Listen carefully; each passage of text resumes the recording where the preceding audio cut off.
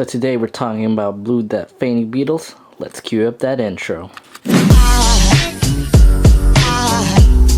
goes a sight from my soul.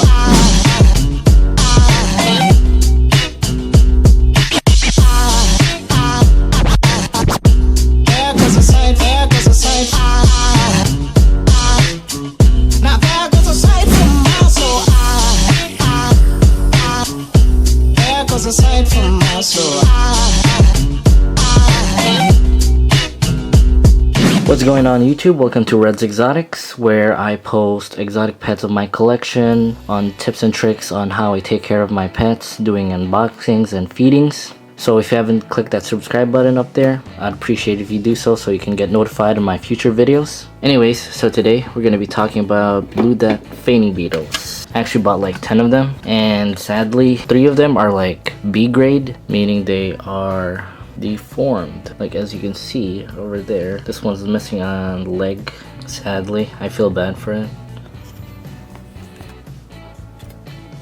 So these beetles can live up to like a very long time if they're like cared for properly. There are some reports that I've read online. They can live up to like 15 years. I don't know. I think that's possible. You know, they don't need a water source since they will get it mostly from their food. I usually give them like veggies, lettuce. You can also feed them like carrots, whatever you can find in your fridge that's, you know, that's pretty healthy and no pesticides in them. And always wash it off before you feed it to them. So for their protein, you know, besides like dubias and mealworms that you can feed them, I've also fed them with the food that I feed on my dubia. It's just crushed up dog food, or you can use like cat food or, you know, fish flakes, crushed up dog food and crushed up oatmeal. So it's pretty much all well-rounded food, I guess. And my dog food, I also pick like the vegetarian one that's mixed with like meat, I guess. Also, they will literally eat anything. Since they're like omnivores, I've never had a problem. They've ate like a mealworm for me before. As you can see, I fed them dubia roach over there. And they were fighting for the food a while ago, but they seem to ignore it now. So they will literally eat, you know, anything.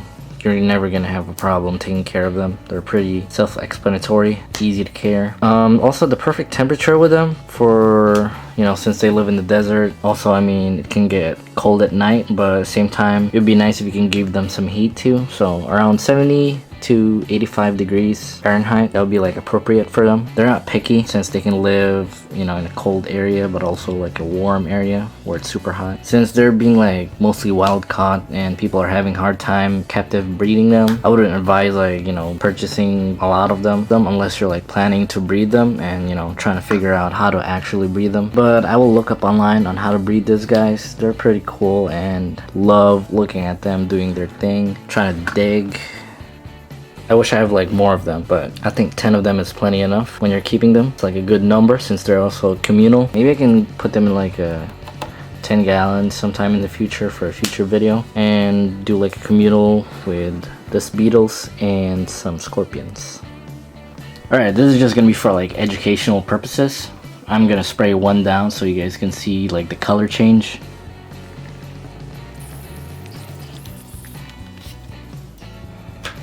You see the kind of like a black appearance now, it's coming off. So to summarize everything, feed them veggies, greens, give them some protein every now and then. You can make your own mix, or you can feed them like crushed up dubias or mealworms. Keep them at room temperature, but you can also keep them at 70 to 85 degrees Fahrenheit. And spraying water removes their wax layer around their exoskeleton, which gives them that black color, but over time it comes back. So anyways, hope you guys like this video. Comment, like, and subscribe. As always, peace out.